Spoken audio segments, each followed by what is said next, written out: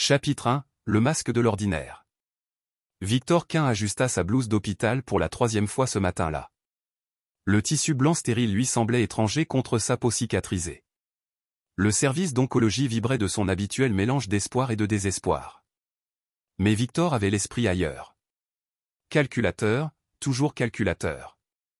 À 42 ans, il avait appris que survivre ne se limitait pas à vaincre le cancer. Il fallait comprendre chaque acteur. Monsieur Quin, votre traitement réagit bien, dit le docteur Phillips en examinant son dossier. Nous devrions poursuivre le protocole actuel. Victor hocha la tête, ses yeux gris acier ne trahissant rien de la tempête qui couvait. Le cancer avait été un signal d'alarme, mais pas de la manière dont la plupart des gens l'avaient vécu. Pour Victor, cela avait aiguisé sa concentration sur l'essentiel, la loyauté, le respect et le prix de la trahison. Sa femme, Diana, était assise dans un coin, parcourant les pages de son téléphone avec une impatience à peine dissimulée. Elle avait une beauté qui faisait tourner les têtes, des cheveux auburn, des yeux émeraudes et une silhouette digne des magazines. Mais Victor avait depuis longtemps appris à voir au-delà des apparences. Diana Quin, dite Mitchell, l'avait épousé 3 ans plus tôt, alors qu'elle le prenait pour un simple consultant à succès, au caractère discret et aux économies confortables. Elle ignorait totalement qui il était.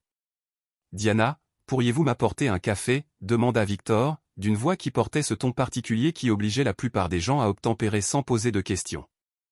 En partant, elle leva les yeux au ciel face à ce qu'elle percevait comme une autre demande banale. Le téléphone de Victor s'éteignit. Un SMS de son responsable. Colis livré. Target acquis. Victor effaça le message et sourit. La famille Mitchell avait toujours été une famille de consommateurs, et Diana ne faisait pas exception. Elle venait d'une famille qui croyait que le monde lui devait quelque chose. Ses parents, des arrivistes, avaient élevé leurs 2 filles pour qu'elles se marient bien. La sœur cadette de Diana, Rebecca, se mariait le week-end prochain avec Troy Harrison, un représentant pharmaceutique aux ambitions démesurées. Le mariage coûterait cher, bien au-delà des moyens de la famille Mitchell. Victor les avait vus se démener pendant des mois, emprunter, mendier et organiser une célébration qui les ruinerait. Il aurait pu proposer son aide, mais il voulait voir jusqu'où ils iraient, à quel point ils seraient désespérés. Diana revint avec du café qui venait visiblement d'un distributeur. L'organisatrice du mariage appela. Elle dit sans préambule, « Rebecca a besoin de 15 000 $ supplémentaires pour la rénovation du lieu. » « C'est dommage, » répondit Victor en buvant une gorgée de ce café infect. « Je lui ai dit que nous prendrions en charge la facture. » Victor reposa la tasse avec précaution. « Vraiment ? Allez, Victor. C'est le mariage de ma sœur. C'est important pour elle, et mon traitement contre le cancer ne l'est pas pour toi. » Le visage de Diana s'empourpra. « Ce n'est pas ce que je voulais dire. Tu ne peux pas simplement reporter quelques séances ? L'assurance finira par les prendre en charge. » C'était le moment que Victor attendait. Le moment où Diana révélerait ses véritables priorités. Il se doutait depuis des mois qu'elle en avait assez de jouer les épouses complices. Fatiguée des visites à l'hôpital et des factures médicales. Fatiguée d'un mari qui ne lui offrait pas le niveau de vie auquel elle se croyait en droit. Non, Diana. Je ne peux pas repousser le cancer. Elle se détourna.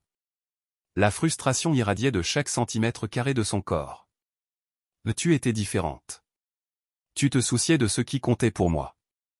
J'étais beaucoup de choses, dit Victor doucement. Ce que Diana ignorait, c'est que Victor Quin, le consultant, avait une identité soigneusement construite. Le vrai Victor Quin était né Victor Clough dans un quartier où survivre signifiait apprendre à se battre avant de savoir lire. Il s'était frayé un chemin grâce à un mélange d'intelligence, de brutalité et d'un refus absolu de pardonner ses faiblesses ou celles des autres. À 18 ans, il s'était engagé dans l'armée, non par patriotisme, mais par nécessité. L'armée lui avait donné structure, discipline et accès à une formation que la plupart des gens ne voyaient qu'au cinéma. Les opérations spéciales lui avaient donné des compétences qui le rendaient précieux pour certaines agences gouvernementales qui n'existaient officiellement pas. Pendant 15 ans, Victor Clough avait été un fantôme, évoluant dans l'ombre des conflits internationaux, éliminant les problèmes que la diplomatie ne pouvait résoudre. Il avait amassé une fortune grâce à des investissements judicieux et à des paiements discrets pour services rendus. Plus important encore, il avait tissé un réseau de relations qui s'étendait de Wall Street aux recoins les plus sombres de l'Europe de l'Est. Mais les fantômes ne pouvaient pas se marier. Les fantômes ne pouvaient pas vivre une vie normale. Ainsi, Victor Kloff était mort dans un accident de voiture à Prague. Et Victor Quin était né avec un nouveau passeport, une nouvelle histoire et un désir ardent de découvrir ce qu'était la normalité. La réponse qu'il découvrait était que la normalité ressemblait à une trahison au ralenti. Son téléphone vibra de nouveau. Cette fois, c'était Rebecca, la sœur de Diana, qui lui envoyait un SMS concernant les détails du mariage. Victor parcourut les messages, notant le désespoir croissant dans sa voix. Le lieu exigeait le paiement intégral. Le traiteur menaçait d'annuler. Le fleuriste avait déjà été remplacé 2 fois pour des raisons budgétaires. Diana était toujours refoulée, regardant par la fenêtre de l'hôpital le parking en contrebas. « Je me demande parfois ce qui serait arrivé si j'avais épousé Bradley, dit-elle doucement. Bradley Turner. Victor connaissait bien ce nom. Le petit ami de Diana à l'université, celui qui avait filé. Bradley était tout ce que Victor semblait ne pas être. Charmant, extraverti, socialement connecté. Il travaillait dans la vente de produits pharmaceutiques aux côtés de Troy, le fiancé de Rebecca. D'ailleurs, Victor avait découvert par ses canaux habituels que Bradley serait du cortège nuptial. « Tu aurais pu » dit simplement Victor. Diana se retourna vers lui, la surprise se lisant sur son visage. « Quoi ? Tu aurais pu épouser Bradley, mais tu ne l'as pas fait. Tu m'as épousé. » « Je sais, mais rien, Diana.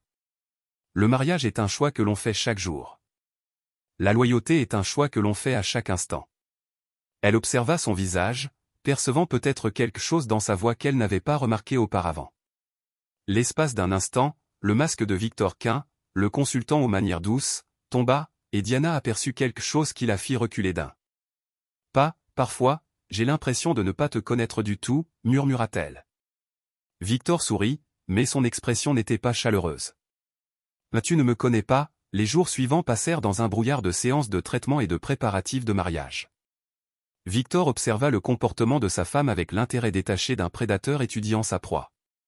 Les conversations de Diana se concentrèrent de plus en plus sur le mariage, le bonheur de sa sœur, sur tout sauf sur le combat de son mari contre le cancer. Elle commença à sortir plus tard, prétextant faire des courses pour le mariage. Elle répondait aux appels dans d'autres pièces. Elle prit soin de son téléphone, le gardant face cachée et ne le laissant jamais sans surveillance.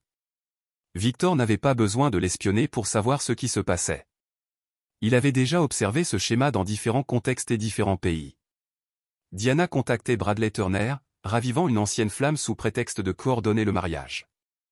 Elle élaborait une stratégie de sortie étape par étape, sans se rendre compte que chacun de ses gestes était catalogué et classé. La veille du mariage de Rebecca, Victor, debout dans leur chambre, regardait Diana essayer 3 robes différentes, cherchant la tenue parfaite pour le grand jour de sa sœur. Son choix s'est porté sur une robe bleu profond qui mettait en valeur ses courbes et mettait en valeur son regard. « Tu es magnifique » dit Victor, sincèrement. « Merci. » Diana lissa le tissu, évitant son regard.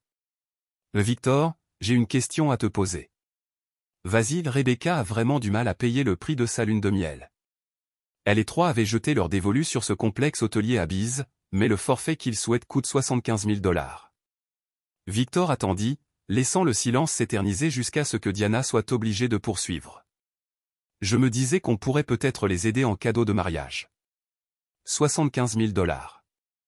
Je sais que c'est beaucoup, mais on a des économies et la famille est importante, Diana. La voix de Victor trancha ses divagations comme une lame. Tu sais ce que 75 000 $ représente pour quelqu'un qui lutte contre le cancer? Son visage rougit.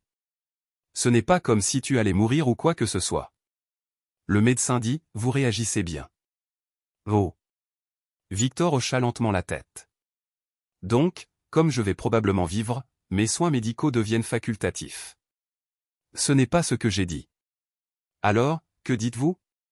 Le sang-froid de Diana se brisa légèrement. Je dis que parfois, la vie ne se résume pas à la survie. Parfois, il s'agit d'être là pour ceux qui comptent. Ceux qui comptent, répéta Victor. Je vois. Il se dirigea vers la fenêtre donnant sur la rue en contrebas. Une berline noire était garée au coin de la rue, comme la semaine précédente. Son équipe de sécurité veillait à l'insu de Diana. Les vieilles habitudes ont la vie dure. Et Victor Quin était peut-être une fiction, mais les ennemis de Victor Clough étaient bien réels. J'y réfléchirai, dit-il finalement. Diana s'éclaira, prenant ses paroles pour une capitulation. Vraiment, dis-je, j'y réfléchirai. Elle l'embrassa sur la joue, ce geste ressemblant plus à une transaction qu'à de l'affection. Merci. Je sais que cela compte beaucoup pour Rebecca. Alors que Diana se dirigeait vers la salle de bain pour commencer sa routine beauté prénuptiale élaborée, Victor sortit un téléphone sécurisé et envoya un simple SMS. Le jeu commence demain. La réponse arriva immédiatement. Bien reçu. Tous les atouts en place. Victor supprima les 2 messages et sourit. Demain, Diana apprendrait la première règle du monde de Victor Clough. La trahison avait toujours un prix, et le paiement était toujours encaissé intégralement. Chapitre 2. Les titans du web. Le matin du mariage de Rebecca s'était levé clair et net. Le genre de journée parfaite dont rêvaient les organisateurs de mariage et que les photographes adoraient. Victor se tenait devant le miroir, ajustant sa cravate, une pièce classique en soie noire qui mettait en valeur son costume gris anthracite. Aux yeux de tous, il ressemblait exactement à ce qu'il prétendait être, un consultant accompli assistant au mariage de sa belle-sœur. Diana sortit de la salle de bain dans sa robe bleue, le maquillage impeccable et ses cheveux auburn coiffés en un élégant chignon. Elle était radieuse, excitée comme Victor ne l'avait pas vue depuis des mois. Pas depuis son diagnostic de cancer. « Tu es magnifique », dit-il en la regardant sourire au compliment. « Je veux que tout soit parfait pour Rebecca », répondit Diana en ajustant ses boucles d'oreilles devant le miroir. C'est son jour. Bien sûr que oui. Ils se rendirent à la cathédrale Saint-Gabriel dans un silence relatif.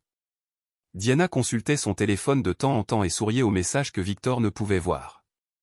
Elle envoyait un SMS à quelqu'un, probablement Bradley Turner, mais Victor avait appris depuis longtemps que les pièges les plus efficaces étaient ceux dans lesquels la proie se laissait tomber de son plein gré. La cathédrale était un exemple d'architecture gothique, avec ses arches vertigineuses et ses vitraux projetant des motifs arc-en-ciel sur le sol en marbre blanc. La famille Mitchell avait visiblement tiré son budget au maximum pour ce lieu. Victor estimait qu'ils avaient déjà probablement 50 000 $ de dettes, sans compter la lune de miel que Diana était si déterminée à financer. Diana Rebecca accourut, radieuse dans sa robe de mariée. À 28 ans, elle était une version plus jeune et plus innocente de Diana, les mêmes yeux verts et les mêmes cheveux auburn, mais sans le côté calculateur que le mariage et la déception avaient donné à son aînée. « Ma sœur. Tu es magnifique, Rebecca, dit Victor, sincèrement. Merci. Rebecca le serra fort dans ses bras. Je n'arrive pas à croire que ça arrive enfin.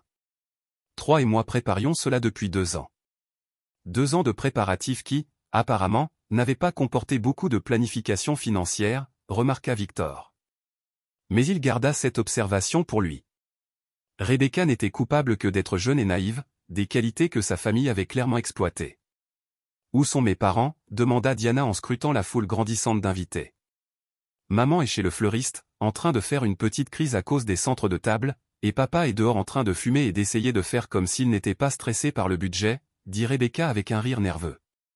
Victor avait rencontré Robert et Linda Mitchell exactement 2 fois. Et chaque rencontre lui avait laissé l'impression de gens qui avaient passé leur vie entière à essayer de maintenir des apparences qu'ils ne pouvaient pas se permettre. Robert était un expert en assurance de niveau intermédiaire qui s'habillait comme un PDG. Et Linda était agent immobilier dans un marché où elle était constamment surclassée par des concurrents plus jeunes et plus affamés. « Je vais les chercher », dit Diana, laissant Victor seul avec Rebecca. « Victor. J'ai une question à te poser, » dit Rebecca en baissant la voix.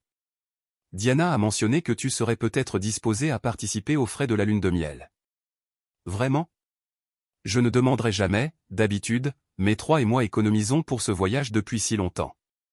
Et avec toutes les dépenses liées au mariage, sa voix s'éteignit, visiblement mal à l'aise. Victor étudia son visage.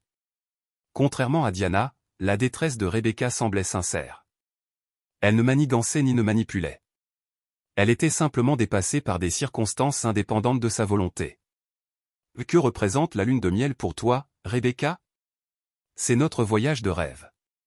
3 m'a demandé en mariage sur une plage de Californie et il m'a promis qu'un jour nous irions dans un endroit encore plus beau. Quand nous avons trouvé ce complexe hôtelier à Bise, c'était comme le destin. Ils ont des bungalows sur pilotis et les forfaits incluent tout. Plongée sous-marine, tour en hélicoptère, massage en couple. Ce seraient les 2 semaines les plus romantiques de notre vie. 75 000 $ pour 2 semaines. Rebecca rougit. Je sais que c'est excessif. Maman dit qu'on est ridicule d'aller en Floride comme tout le monde, mais 3 travaillent tellement dur et on n'a jamais passé de vraies vacances ensemble. Ce serait le voyage de notre vie. Victor hocha lentement la tête. Et si tu n'en as pas les moyens, on trouvera une autre solution. 3 dit qu'on pourrait faire un prêt, mais je ne veux pas commencer notre mariage avec ce genre de dette. Elle regarda la cathédrale, admirant les fleurs et les décorations qui avaient représenté des mois de planification et de difficultés financières. Je veux juste une chose parfaite, tu sais. Je comprends, dit Victor, sincère. Ce que Rebecca ne comprenait pas, c'est qu'on se servait d'elle comme d'un levier dans un jeu dont elle ignorait même l'existence. Diana avait choisi la lune de miel de sa sœur comme champ de bataille pour un conflit bien plus vaste, et Rebecca était une victime collatérale. Le téléphone de Victor vibra, un SMS d'un numéro inconnu. Cible acquise. Sujet secondaire en position. Il supprima le message et leva les yeux pour voir Bradley Turner approcher. À 35 ans, Bradley était exactement ce que Victor avait imaginé. Grand, athlétique, avec cette confiance naturelle qui naît de l'inexpérience de l'adversité. Son sourire était d'un charme professionnel, le genre de sourire qui conclut probablement des contrats pharmaceutiques et ouvre des portes de chambre avec la même efficacité. Victor Quin, c'est ça? Bradley lui tendit la main. Bradley Turner, je suis du cortège nuptial avec 3. Victor lui serra la main, remarquant sa prise ferme et la façon dont le regard de Bradley le considérait comme un concurrent. Enchanté de te rencontrer, Bradley. Diana t'a mentionné. Vraiment? Le sourire de Bradley s'élargit légèrement. Que de bonnes choses, j'espère. Elle a dit que c'était toi qui t'en étais sorti. Le commentaire fit mouche. La façade confiante de Bradley vacilla un instant, révélant quelque chose de gourmand sous-jacent. Diana avait toujours eu un don pour les mots. Elle l'a fait. Elle l'a fait. Ils restèrent un moment dans un silence confortable, à s'évaluer. Pour quiconque les regardait, on aurait dit 2 hommes en train de discuter poliment avant un mariage. Victor pouvait voir Diana de l'autre côté de la cathédrale, parlant à ses parents, son langage corporel animé et excité. Elle n'arrêtait pas de les regarder. « J'ai entendu parler de votre état de santé, » dit Bradley prudemment. « Ça doit être difficile. »« Le cancer n'est jamais facile, » répondit Victor. « Mais je m'en sors. » Diana semble bien gérer la situation. « Vraiment ?» Bradley étudia le visage de Victor, percevant peut-être quelque chose dans sa voix. « C'est une femme forte. » « Vraiment. Elle a aussi l'habitude d'obtenir ce qu'elle veut. » « Je m'en souviens. » Victor se tourna vers Bradley. « De quoi vous souvenez-vous exactement de ma femme, Bradley ?» La question flottait entre eux, chargée d'implications que Bradley essayait visiblement de déchiffrer. Avant qu'il puisse répondre, Diana apparut à côté de Victor, légèrement essoufflée et rouge. « Bradley, je ne t'ai pas vu entrer. » Elle l'embrassa sur la joue, un geste un peu trop long pour être purement platonique. « Je ne raterai pas le grand jour de Rebecca, » répondit Bradley, sans quitter Diana des yeux. Victor observait l'interaction avec l'intérêt détaché d'un scientifique observant une réaction chimique. L'attirance entre Diana et Bradley était évidente, débordant de cette énergie à peine contenue qui précède inévitablement un désastre. « Bradley t'a-t-il parlé de sa nouvelle promotion » demanda Diana à Victor, la voix rayonnante d'une désinvolture forcée. « Félicitations, dit Victor. Directeur régional des ventes pour tout le Sud-Est, dit Bradley avec une fierté évidente. Opportunité de voyage en voiture de fonction pour une grande course. Voyage, répéta Victor. Cela doit être excitant pour quelqu'un qui cherche à élargir ses horizons. Le visage de Diana rougit légèrement. Bradley a toujours été ambitieux. L'ambition est importante, approuva Victor. Tout comme savoir saisir une opportunité et reconnaître que certaines choses ne sont pas disponibles. La tension entre eux 3 devenait palpable. Bradley percevait clairement des courants sous-jacents qu'il ne comprenait pas entièrement, tandis que Diana peinait à garder son sang-froid sous le regard fixe de Victor. « Je devrais aller voir 3, dit Bradley, conscient de la nécessité de se retirer. « Victor, ravi de vous avoir rencontré, Diana. » Il marqua une pause, semblant chercher. Pour trouver les mots justes. « Tu es magnifique. » Tandis que Bradley s'éloignait, Diana se tourna vers Victor avec un mélange d'agacement et d'anxiété. Qu'est-ce que c'était que ça? Pourquoi cette façon de lui parler? Tu étais bizarre. Victor sourit, mais son sourire n'atteignit pas son regard. J'étais moi-même. Avant que Diana puisse répondre, le coordinateur du mariage apparut, accompagnant les invités vers leur place. La cérémonie allait commencer et Victor se laissa conduire au premier rang, s'installant à côté de Diana tandis que la cathédrale résonnait des conversations et de l'impatience. Alors que la musique du cortège commençait et que le cortège nuptial faisait son entrée, le téléphone de Victor vibra, un autre message contenant une seule image. Bradley Turner entrant dans ce qui semblait être une chambre d'hôtel. Diana visible en arrière-plan. Victor effaça le message sans réagir et reporta son attention sur l'hôtel lorsque Rebecca apparut dans l'embrasure de la porte, radieuse dans sa robe de mariée. Elle semblait sincèrement heureuse, sincèrement amoureuse, pleine d'espoir. Pour l'avenir. C'était dommage que sa famille soit sur le point de tout gâcher. Alors que le prêtre commençait la cérémonie, Victor se surprit à penser à la loyauté et la trahison, le prix que chacun payait pour ses choix, et la satisfaction particulière que procurait le fait de voir des plans soigneusement élaborés se concrétiser. Diana tendit la main et la prit, pensant probablement à un geste romantique. Victor la serra en retour, mais son esprit était ailleurs, calculant les échéances et les imprévus. La cérémonie était magnifique. La mariée était radieuse. Le marié était nerveux mais heureux. Et dans environ 30 minutes, Diana Quinn allait commettre la plus grosse erreur de sa vie. Chapitre 3. L'autel de la vérité. La cérémonie se déroula avec une précision irréprochable. Rebecca rayonnait en descendant l'allée. Son père, Robert, peinait à garder son sang-froid en donnant sa fille cadette.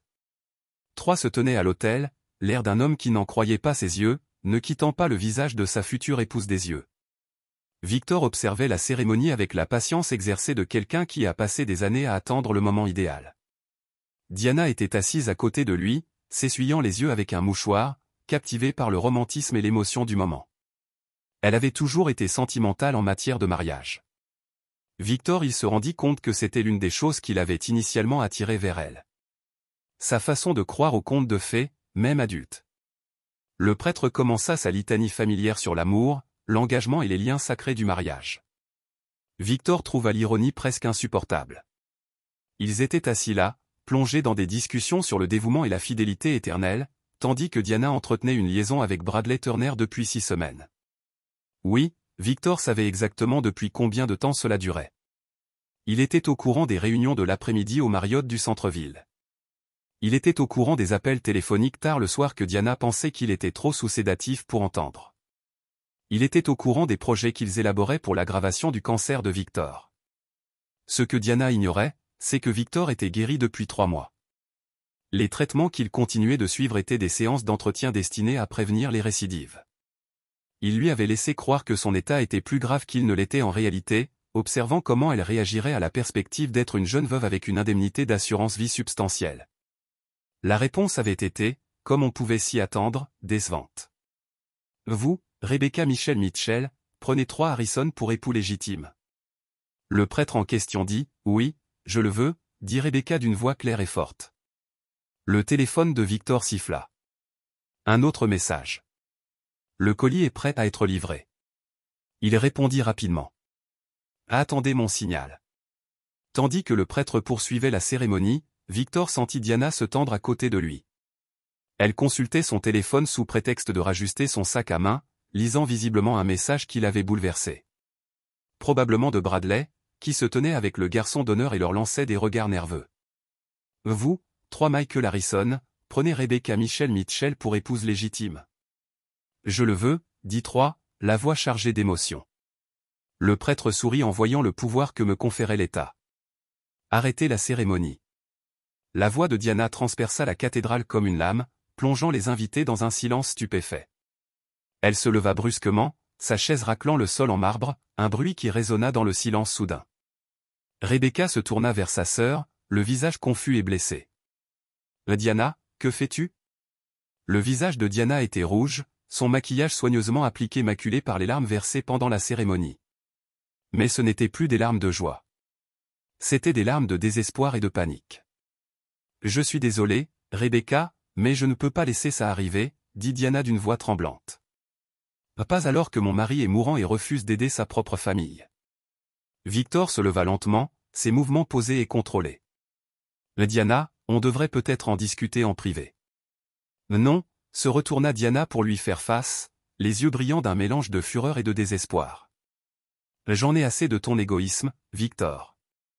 Ma sœur mérite sa lune de miel de rêve, et toi, tu as l'argent qui dort à la banque pendant que tu le gaspilles dans des traitements contre le cancer qui ne fonctionnent même pas. Un hoquet parcourut l'assemblée. Le visage de Rebecca était devenu blanc, tandis que trois semblaient vouloir disparaître dans le sol. Le prêtre resta figé devant l'autel, visiblement incertain de la manière dont il allait gérer cette perturbation sans précédent. « Diana, dit Victor doucement. Tu fais une scène. Bien. Il est peut-être temps que tout le monde sache quel genre d'homme tu es vraiment. » Diana fouilla dans son sac à main et en sortit son téléphone, le brandissant comme une arme. « J'ai les relevés bancaires juste ici. Nous avons plus de 200 000 $ d'économie, et il ne dépensera pas 75 000 $ pour aider ma sœur. Cet argent est pour mes frais médicaux, dit Victor calmement. Tes frais médicaux? Diana rit. Mais il n'y avait aucune trace d'humour. Tu vas mourir de toute façon. À quoi bon accumuler de l'argent que tu ne pourras jamais dépenser? La cathédrale éclata en murmures choqués. Linda Mitchell sanglotait bruyamment tandis que Robert avait pris une teinte rouge inquiétante. Bradley Turner semblait assister à un accident de voiture. Au ralenti, Diana, arrête, implora Rebecca, toujours en robe de mariée, mais plus rayonnante de bonheur. S'il te plaît, ne fais pas ça. Pas aujourd'hui. Je fais ça pour toi, rétorqua Diana. Quelqu'un doit lui tenir tête. Quelqu'un doit le forcer à faire ce qui est juste. Victor sentit un calme familier l'envahir. Le même sentiment qu'il éprouvait avant une mission dans sa vie antérieure.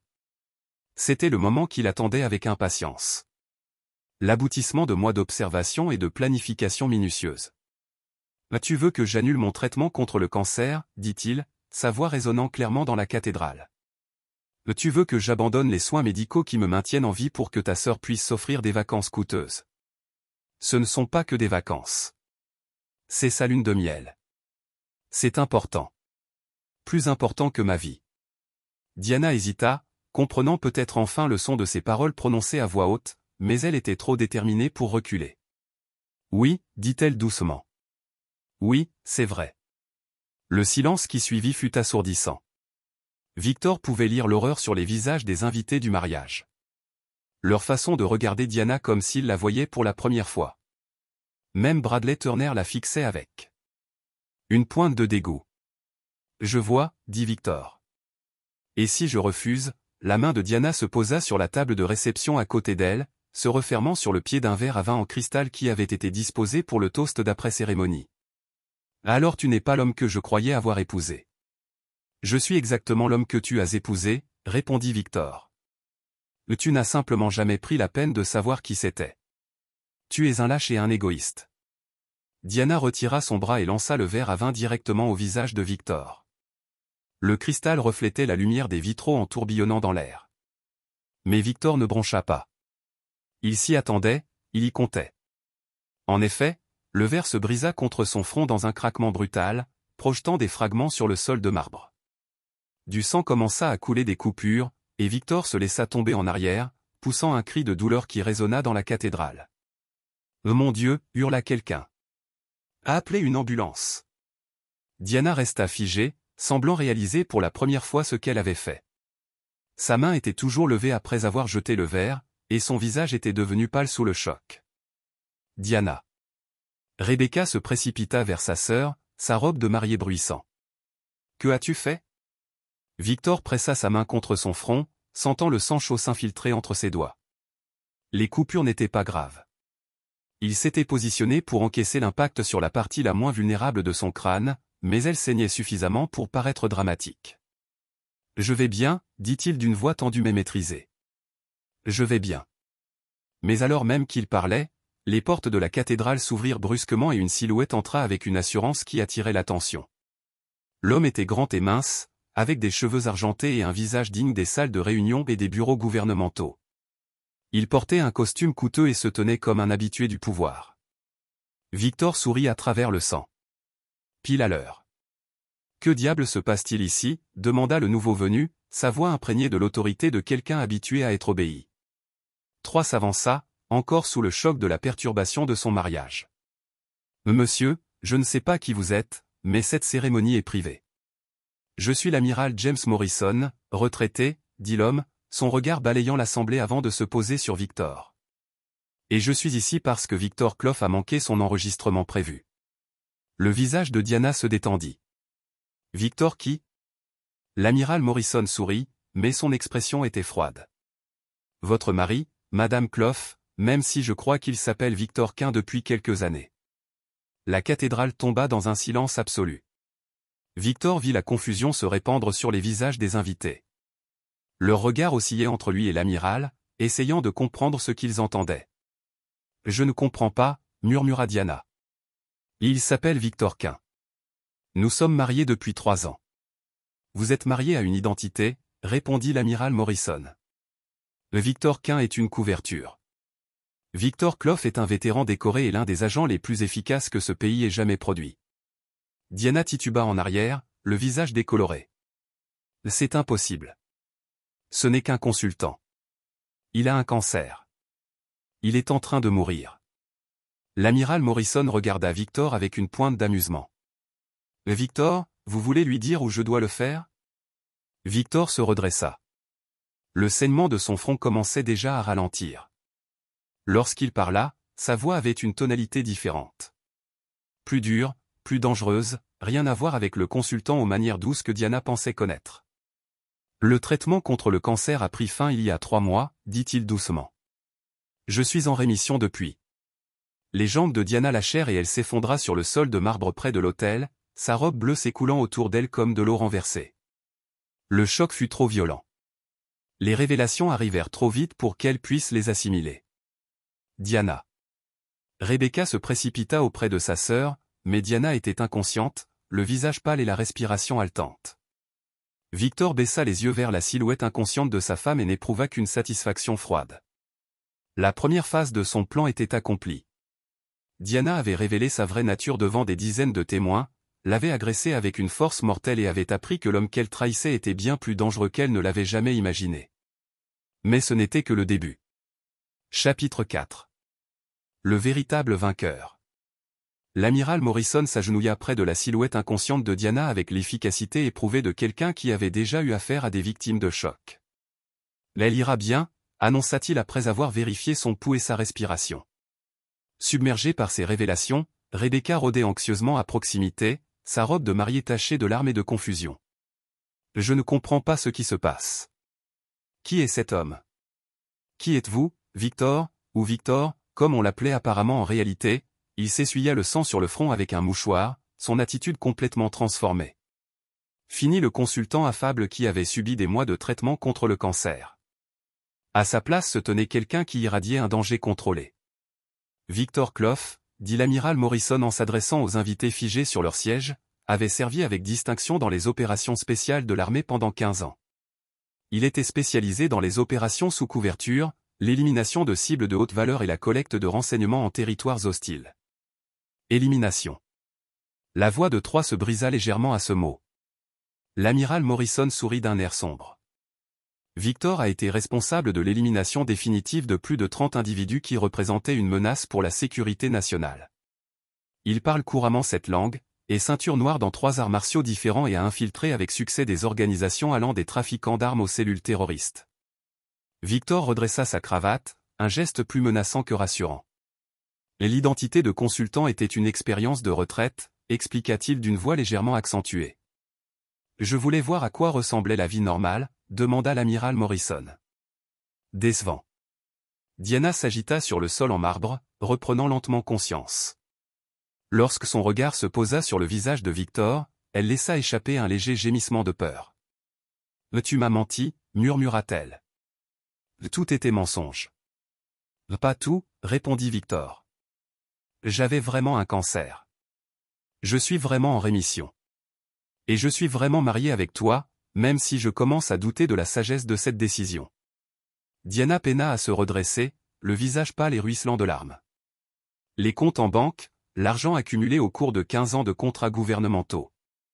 Très lucratif, dit simplement Victor. 200 000, c'est de la petite monnaie, Diana. J'ai accès à des ressources que tu ne peux même pas imaginer.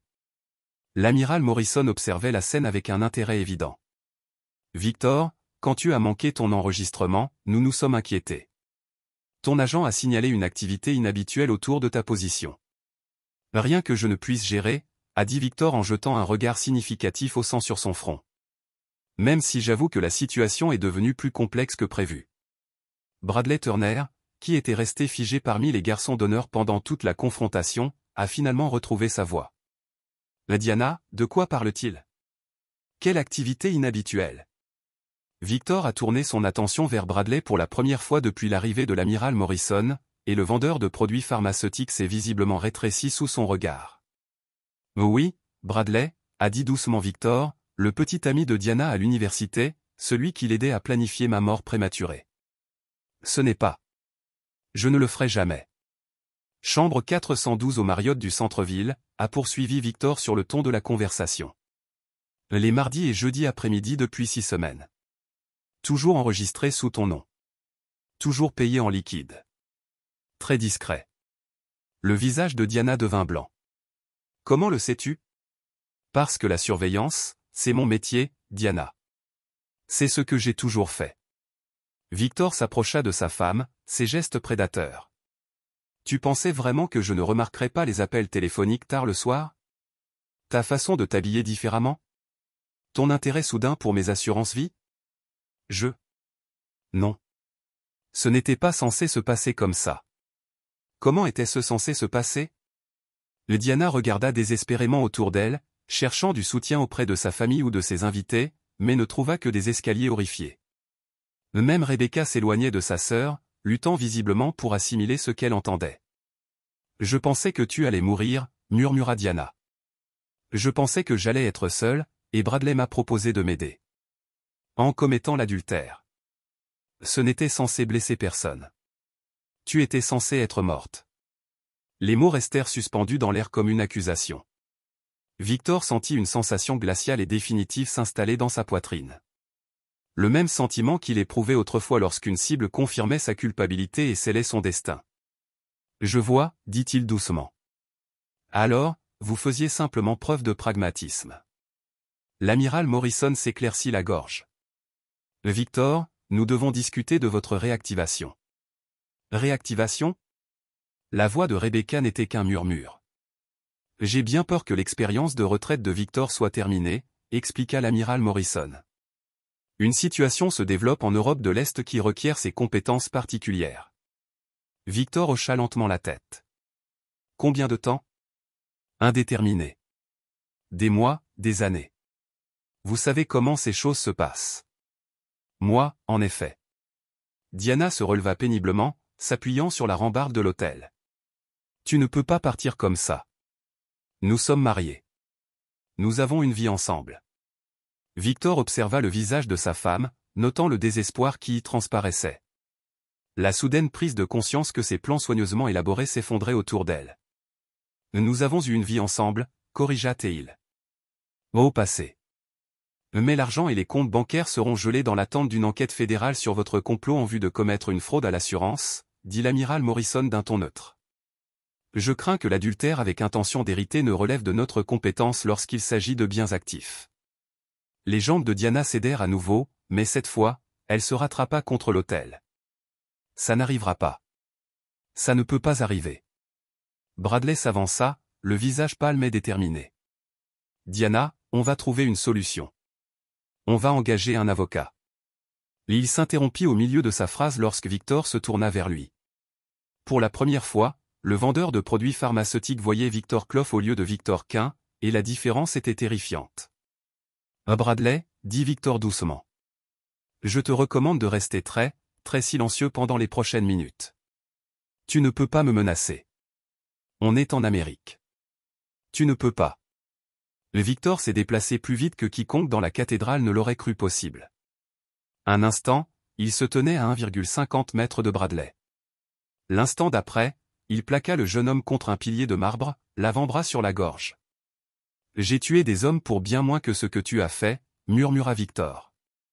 Sa voix était si basse que seul Bradley pouvait l'entendre. Si tu respires encore, c'est uniquement parce que je n'ai pas encore décidé si tu vaux la peine de payer la paperasse. Les yeux de Bradley s'écarquillèrent tandis qu'il cherchait de l'air. Plusieurs invités au mariage sanglotaient ouvertement, tandis que d'autres commençaient à reculer vers les sorties. Victor, dit calmement l'amiral Morrison, il nous faut qu'il soit cohérent pour l'interrogatoire. Victor a libéré Bradley, qui s'est effondré au sol, haletant. Bien sûr, par courtoisie professionnelle. Diana fixait son mari comme si elle le voyait pour la première fois, ce qui était le cas à bien des égards. « Et que allez-vous nous faire ?» « Cela dépend, » répondit Victor en ajustant ses boutons de manchette avec une précision désinvolte. « Allez-vous coopérer à l'enquête fédérale ?»« Quelle enquête fédérale ?» sourit l'amiral Morrison. « Celle qui commence dès que l'identité de couverture de Victor est compromise par votre agression. En jetant ce verre, Madame Clough, vous avez agressé un agent fédéral engagé dans une opération classifiée, mais il a affirmé être à la retraite. La retraite ne met pas fin aux habilitations de sécurité, expliqua patiemment l'amiral Morrison. L'identité de Victor était classifiée pour des raisons de sécurité nationale. La révélation publique de son vrai nom a potentiellement compromis les opérations en cours et mis en danger d'autres agents sur le terrain. Victor observa le visage de sa femme tandis que les implications s'imposaient. Elle commençait à comprendre qu'il ne s'agissait pas seulement d'un mariage raté, ni même d'adultère. Elle était arrivée dans un monde où les règles étaient bien différentes et les conséquences bien plus graves qu'elle ne l'avait imaginé. « Je veux un avocat, dit finalement Diana. « Tu en auras un, lui assura l'amiral Morrison après ton passage en détention fédérale. »« Détention fédérale ?» Les accusations de trahison sont traitées au niveau fédéral, expliqua Victor sur le ton de la conversation. Même si je suppose que cela pourrait être réduit à de l'espionnage si tu coopères pleinement. Diana s'agenouilla sur le sol de marbre. Le poids de sa situation devenait enfin évident autour d'elle. Le drame du mariage de sa sœur servit de toile de fond à la destruction totale de sa vie. Rebecca, toujours en robe de mariée, pleurait doucement. « Diana, comment as-tu pu faire ça? Comment as-tu pu tout gâcher ?» Mais Diana fixait Victor, le voyant clairement pour la première fois. « Tu avais tout planifié, murmura-t-elle. « Tout. Tu savais ce que je faisais et tu l'as laissé faire. » Victor redressa sa cravate. Ce geste était désormais une habitude de son temps opérationnel. « Je t'ai donné toutes les chances de choisir différemment. Tu m'as manipulé. Je t'ai observé. Tu as fait tes propres choix. » L'amiral Morrison regarda sa montre. « Victor, il faut conclure. Le transport sera là dans 15 minutes. » Victor hocha la tête, puis se tourna vers les invités du mariage, encore trop choqués pour bouger. « Mesdames et messieurs, je vous présente mes excuses pour avoir perturbé ce qui aurait dû être un joyeux événement. La situation relève désormais de la compétence fédérale, et j'espère que vous comprendrez la nécessité de la discrétion. » Ce n'était pas vraiment une demande, Rebecca, dit Victor en se tournant vers sa belle-sœur. « Je suis désolé que votre mariage ait été gâché. Ce n'était pas de votre faute. »« Vous reverrons-nous » demanda Rebecca à travers ses larmes. Victor jeta un coup d'œil à Diana, toujours agenouillée par terre dans sa robe bleue, brisée et vaincue. « Non, dit-il doucement. Je ne pense pas que vous vous reverrez. » Chapitre 5. L'enquête. 3 jours après le désastre du mariage, Victor était assis dans une salle d'interrogatoire fédérale qu'il connaissait mieux que les enquêteurs ne le pensaient. Il avait été de l'autre côté du miroir sans teint à de nombreuses reprises au cours de sa carrière opérationnelle, observant des cibles se tortiller sous les interrogatoires. C'était maintenant lui qui était débriefé, même si les circonstances étaient, il faut l'admettre, inhabituelles.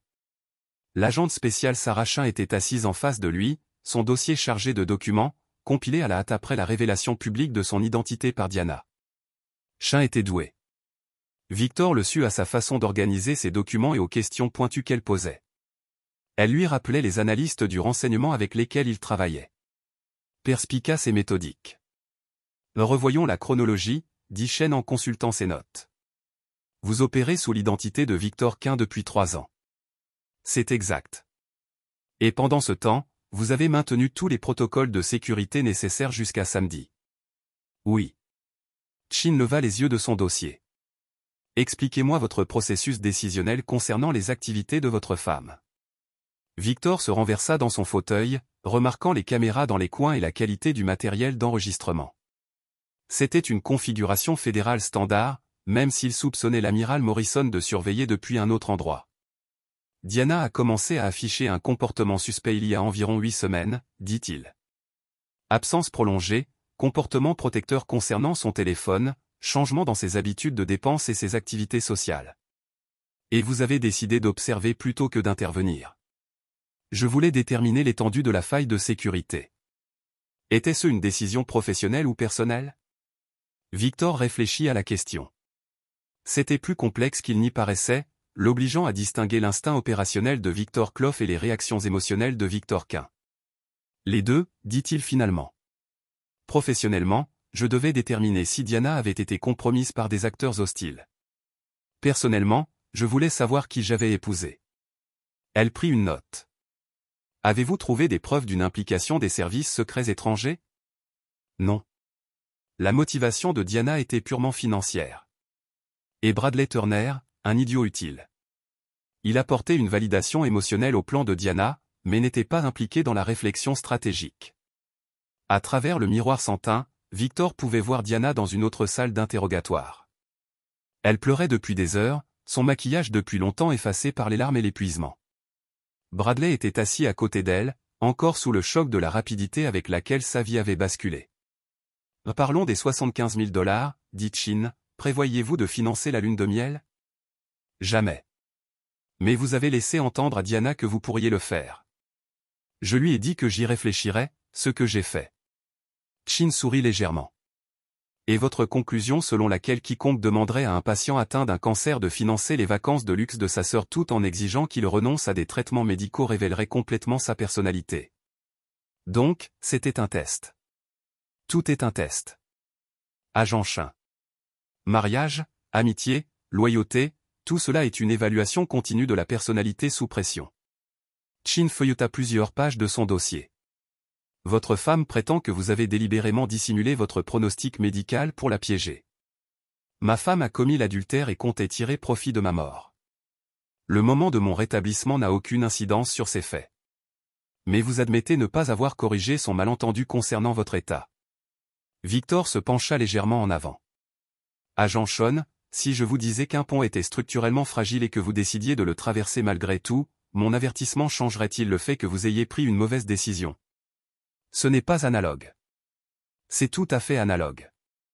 Diana a choisi de croire ce qu'elle voulait parce que cela servait ses intérêts. Je lui ai donné de multiples occasions de poser des questions, de se soucier de mon bien-être réel, de se comporter en épouse loyale. Elle a échoué à tous les tests. Chin resta silencieux un instant, scrutant le visage de Victor. Vous semblez ne jamais l'avoir aimée. J'aimais la personne que je pensais qu'elle était. Et lorsque vous avez compris que vous aviez tort, l'expression de Victor est restée inchangée. L'amour exige le respect. Agent Chin. Le respect exige l'honnêteté. Diana a renoncé aux deux.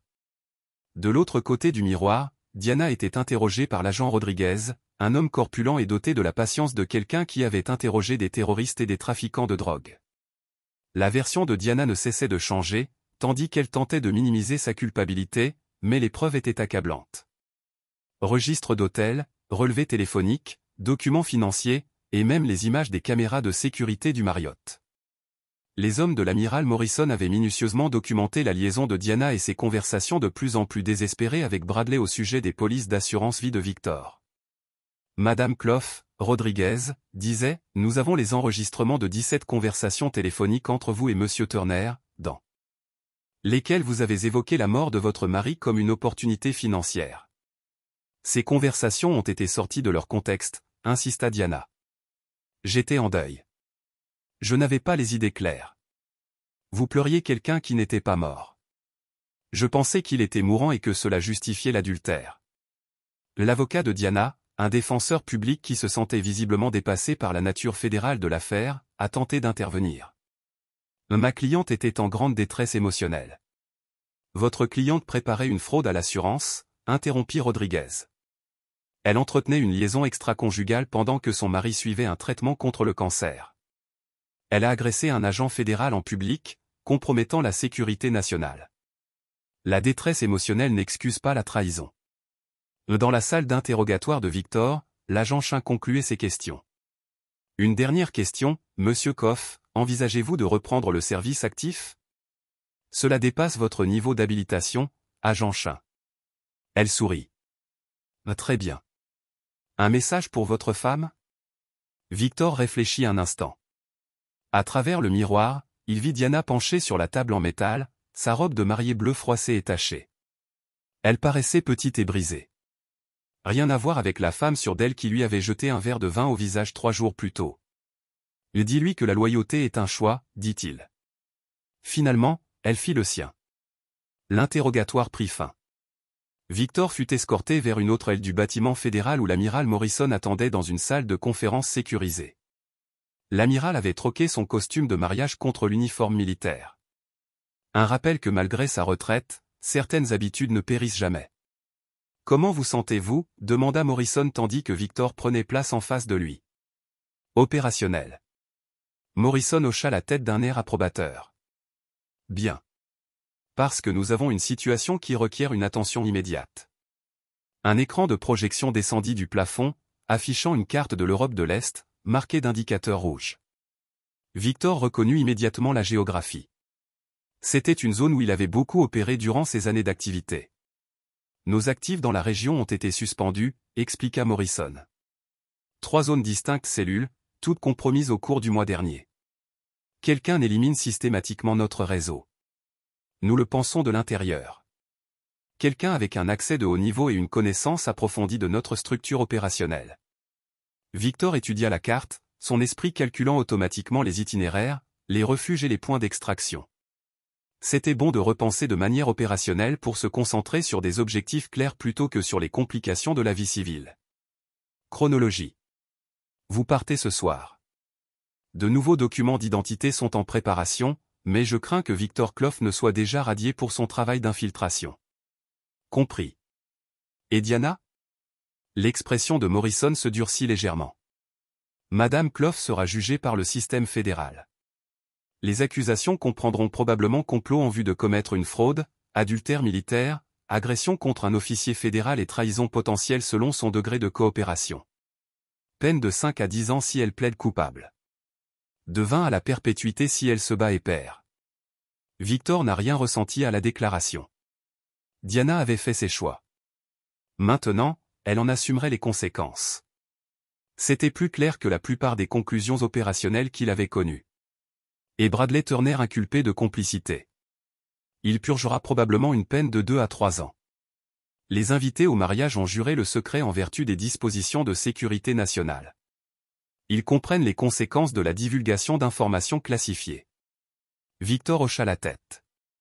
C'était minutieux, professionnel, exactement ce qu'il aurait attendu de l'opération de Morrison. Chaque élément en suspens, chaque faille potentielle maîtrisée. Des questions, demanda Morrison. Est-ce une coïncidence? Morrison sourit. Et pour la première fois depuis le mariage, Victor vit un véritable amusement dans les yeux de l'amiral. Victor, vous êtes sous surveillance discrète depuis votre départ à la retraite.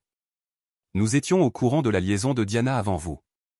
Nous attendions votre demande de réactivation, et si je ne l'avais pas fait, nous aurions trouvé un autre moyen de vous faire revenir. Mais la trahison de votre femme a fourni l'occasion idéale. Victor réfléchit un instant, assimilant les implications. Il avait été manipulé aussi sûrement que Diana, mais avec beaucoup plus d'habileté et pour des raisons bien plus sophistiquées. Je vois. Êtes-vous en colère? Victor réfléchit sérieusement à la question. Était-il en colère contre Morrison pour sa manipulation? Contre Diana pour sa trahison, contre lui-même pour avoir laissé les émotions des civils obscurcir son jugement opérationnel? Non, dit-il finalement. Je suis soulagé. Morrison se leva, signalant la fin de leur réunion. Le transport part à 2100 heures. Votre équipement et vos documents vous attendront à l'avion. Compris. Alors que Victor se levait pour partir, Morrison l'appela. Victor. Oui, monsieur. Bon retour. Victor souriait, pour la première fois en 3 ans, son sourire lui parut tout à fait sincère. Merci, monsieur. Quel bonheur d'être à la maison. Chapitre 6. Le retour du chasseur. Le jet Gulfstream fendit le ciel nocturne à 10 600 mètres d'altitude, emportant Victor vers un monde qu'il n'avait jamais vraiment quitté. La cabine passager était configurée pour un usage opérationnel, avec des communications sécurisées, des ordinateurs portables cryptés et un casier à armes qui aurait impressionné des trafiquants d'armes de 3 pays différents. Victor Koff, le nom lui semblait à nouveau naturel, était assis à examiner les fichiers de renseignements sur le réseau compromis. 7 agents morts, 3 disparus, et un réseau de trahison s'étendait de Prague à Bucarest. Quelqu'un connaissant parfaitement leurs procédures démantelait systématiquement 15 ans d'actifs soigneusement constitués. Ces nouveaux papiers d'identité reposaient à côté de lui, Marcus Wolof, trafiquant d'armes et courtier en information ayant des connexions dans toute l'Europe de l'Est. La légende était solide, étayée par des années de dossiers financiers et d'interactions sociales qui résisteraient à un examen minutieux. Victor ne s'attendait pas à en avoir besoin longtemps. Il pensa brièvement à Diana, passant probablement sa première nuit en détention fédérale. L'image aurait dû évoquer de l'émotion, de la pitié, du regret, voire de la colère, mais Victor n'éprouvait rien d'autre qu'une satisfaction professionnelle face à un problème résolu. Diana Quinn avait été l'épouse de Victor Kane. Victor Clough n'avait jamais été marié. Le téléphone sécurisé à côté de lui. Vibra, un message crypté. Colis livré. Cible acquise. Victor sourit et supprima le message. Même en détention fédérale, Diana était toujours utile pour recueillir des renseignements sur les personnes qui l'entouraient. Ses relevés téléphoniques, ses transactions financières et ses relations sociales seraient analysés en profondeur. Si l'un de ses contacts avait une valeur en matière de renseignement, il serait identifié et évalué. L'avion entamait sa descente vers un aérodrome privé près de Vienne. De là, Victor se rendrait à Prague en empruntant un réseau de planques et de points de passage secrets entretenus pendant sa retraite. La traque commençait, et il ressentait le frisson familier de la concentration opérationnelle. Son agent de liaison pour cette mission était une personne avec qui il avait déjà travaillé, Catherine Katkazlova, sans lien de parenté malgré un nom de famille similaire. Kat avait suivi une formation au FSB, mais avait rejoint les services de renseignement américains 10 ans plus tôt, apportant avec elle un réseau de contacts qui la rendait précieuse pour les opérations en Europe de l'Est. Victor la trouva en attente dans le salon VIP de l'aéroport de Vienne, telle une femme d'affaires prospère, avec son tailleur sur mesure et ses accessoires coûteux. Elle était belle, comme le sont souvent les agents de renseignement, soignée, professionnellement rehaussée et terriblement dangereuse. « Marcus », dit-elle en utilisant son nom d'emprunt et en l'embrassant sur la joue à l'européenne. « Tu as bonne mine.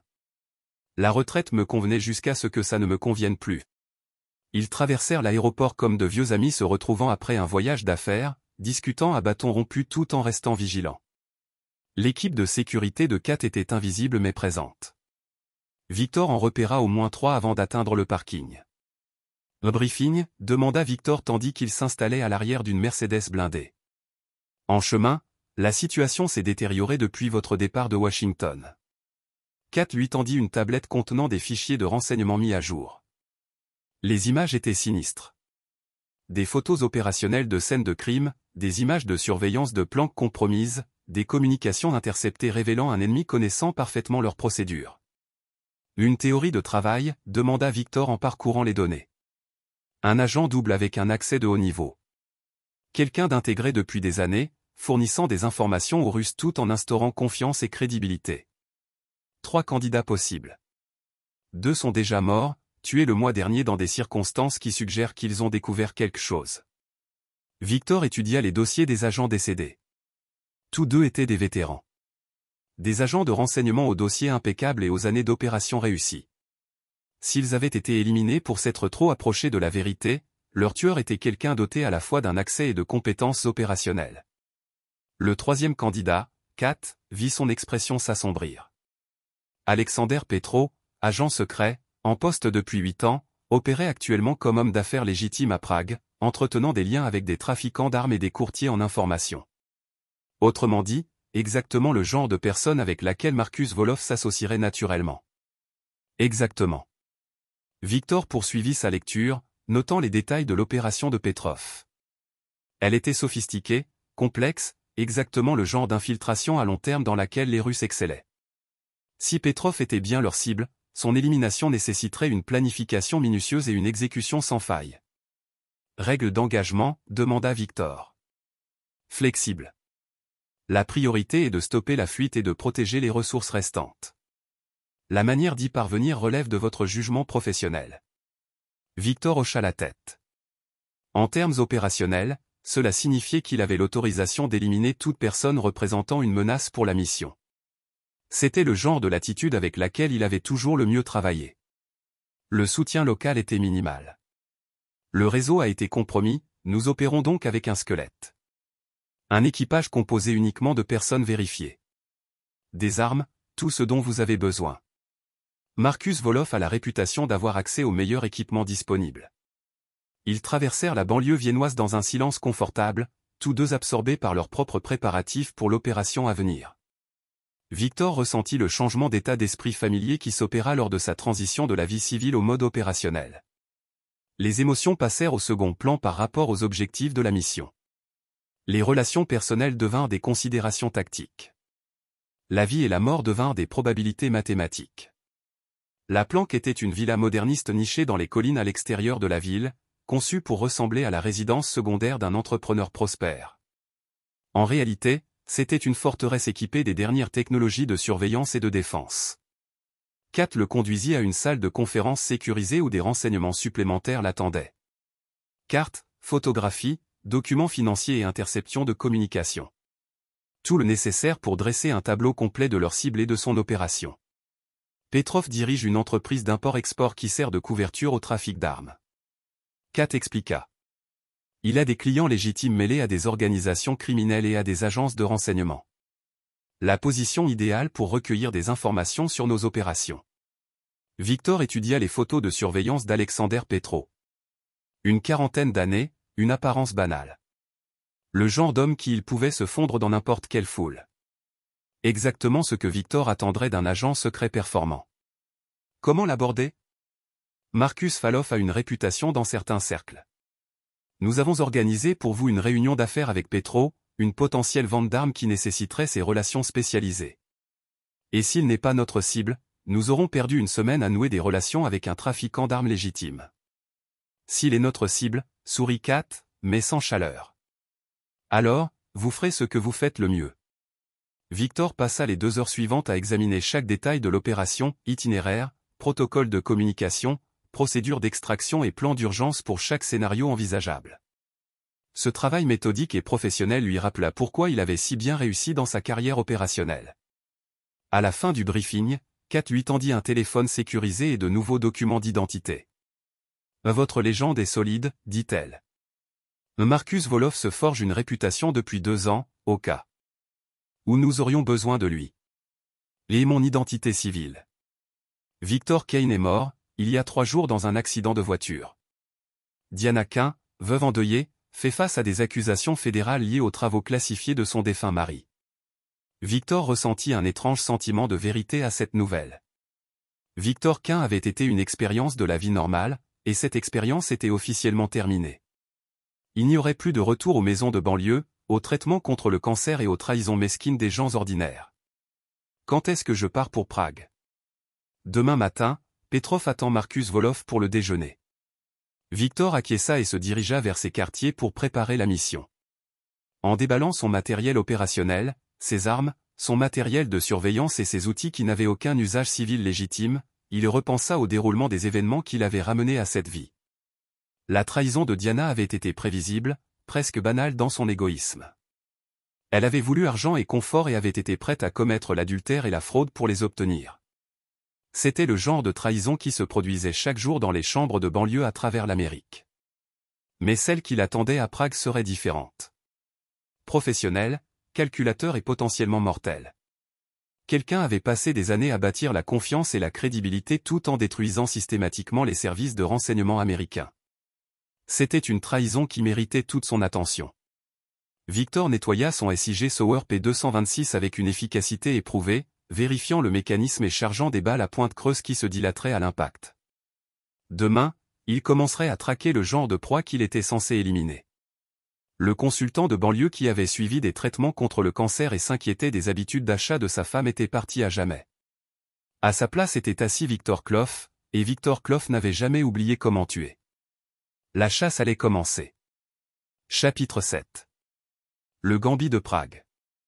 La place de la vieille ville de Prague grouillait de touristes autonomes et de musiciens de rue. Une couverture parfaite pour le genre de réunion que Markus Wolof aurait naturellement mené.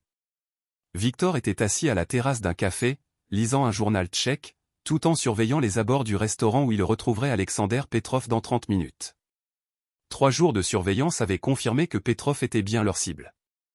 Victor avait observé le trafiquant d'armes traiter avec des agents de renseignement connus, utilisant des protocoles de communication suggérant un entraînement intensif et, plus grave encore, accédant à une planque que seule une personne disposant d'informations privilégiées aurait pu localiser. Les preuves étaient circonstancielles, mais convaincantes. Plus important encore, l'instinct opérationnel de Victor, aiguisé par 15 ans d'expérience dans la distinction entre cible et civil, identifiait Petrov comme une menace à éliminer. Son téléphone sécurisé vibra, signalant un message de Kat. Cible secondaire acquise. Victor sourit et effaça le message. L'équipe de Kat avait localisé l'un des agents de liaison de Petrov, un agent de renseignement russe opérant sous couverture diplomatique.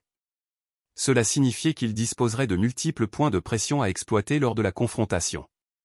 Victor termina son café et parcourut les 6 pâtés de maison jusqu'au restaurant Campa, un établissement haut de gamme qui accueillait hommes d'affaires et fonctionnaires. Le genre d'endroit où Markus Wolof conclurait naturellement des accords d'armement avec des fonctionnaires corrompus et des organisations criminelles. Alexander Petrov était déjà assis à une table d'angle, positionné de manière à surveiller toutes les entrées tout en gardant une vue dégagée sur les sorties. Une paranoïa professionnelle confirma l'évaluation de Victor concernant sa cible. Monsieur Valkov Petrov se leva et lui tendit la main. Alexandre Petrov, merci d'avoir accepté de nous rencontrer. Avec plaisir, répondit Victor, remarquant la fermeté de sa poigne et la façon dont son regard analysait les détails. J'ai cru comprendre que vous disposiez d'un inventaire spécialisé. Ils s'installèrent à leur place et Victor commanda du vin pendant que Petrov discutait du climat des affaires à Prague. Aux yeux de tout observateur, ils ressemblaient à des hommes d'affaires sérieux, discutant d'un éventuel partenariat. J'ai entendu des choses intéressantes sur votre activité, dit finalement Petro. Vous semblez avoir des relations qui contournent les canaux traditionnels. Je propose des solutions à des clients aux besoins spécifiques, répondit Victor. Discrétion et fiabilité sont mes atouts principaux. Et vos clients? Des agences gouvernementales ayant des besoins officieux. Des sociétés de sécurité privée opérant en territoire hostile. Des organisations qui ont besoin de capacités que leurs fournisseurs légitimes ne peuvent pas fournir. Petrov hocha la tête d'un air approbateur. Je travaille avec une clientèle similaire. Peut-être pourrions-nous trouver des domaines d'intérêt mutuel. Ils passèrent 1 heure à discuter de contrats d'armement et de contacts dans les services de renseignement, chacun sondant les connaissances et les relations de l'autre. Victor fut impressionné par le professionnalisme de Petro. L'homme était manifestement un agent compétent qui avait passé des années à se forger une identité secrète. Il y a une complication, dit Victor à l'arrivée de leur déjeuner. Mes contacts gouvernementaux ont évoqué des problèmes de sécurité dans la région. Apparemment, plusieurs réseaux de renseignement ont été compromis. L'expression de Petrov resta inchangée, mais Victor perçut une légère expression de satisfaction qui confirma ses soupçons. La sécurité est toujours une préoccupation dans notre métier, répondit prudemment Petrov. J'ai entendu des rapports similaires. Et vous? De quelle source? Principalement des rumeurs. Les services de renseignement sont étonnamment bavards lorsqu'ils pensent que leurs opérations sont sécurisées. Victor sourit. En parlant de sécurité, je dois préciser que Markus Wolof n'est pas mon vrai nom. Petrov posa sa fourchette, son langage corporel se transformant presque imperceptiblement en une posture plus défensive. Oh, je m'appelle Victor Kloff. Je suis un officier des forces spéciales américaines à la retraite et vous, Alexander Petrov, êtes en état d'arrestation pour trahison envers les États-Unis. Le restaurant poursuivit ses activités normales autour d'eux. D'autres convives ignoraient qu'il assistait à l'aboutissement d'une opération de renseignement qui avait duré des mois. Petrov avança lentement la main vers la poche de sa veste, mais la voix de Victor l'en empêcha. Je ne vous le recommande pas. Mon partenaire a un fusil de précision braqué sur vous depuis l'immeuble d'en face, et ce restaurant est actuellement encerclé par des agents des services de renseignement américains. Vous bluffez. Victor leva son verre de vin pour trinquer sans cérémonie. Ce geste était un signal convenu. Par la fenêtre du restaurant, Petrov pouvait voir des points laser rouges danser sur la vitre. Confirmation que plusieurs snipers l'avaient dans leur ligne de mire. Alexander Petrov, poursuivit Victor sur le ton de la conversation. Son vrai nom est Alex Vulov. Coïncidence intéressante avec mon nom de couverture. Formé au FSB, il a été intégré à Prague il y a 8 ans sous couverture. Vous avez systématiquement identifié et éliminé des agents des services de renseignement américains tout en fournissant des renseignements opérationnels à vos agents russes. Le visage de Petrov était devenu pâle, mais son entraînement tenait la route. Vous n'avez aucune autorité pour arrêter qui que ce soit en République tchèque. En fait, si. Les services de renseignement tchèques ont été pleinement informés de vos activités et ont accepté de vous extrader vers les États-Unis en vertu des accords de partage de renseignements existants. Vous ne pouvez rien prouver. Victor fouilla dans sa veste et posa un petit enregistreur sur la table entre eux. En fait, je peux. Voyez-vous, les réunions d'affaires de Marcus Vov sont toujours enregistrées pour des raisons de sécurité, y compris celle-ci.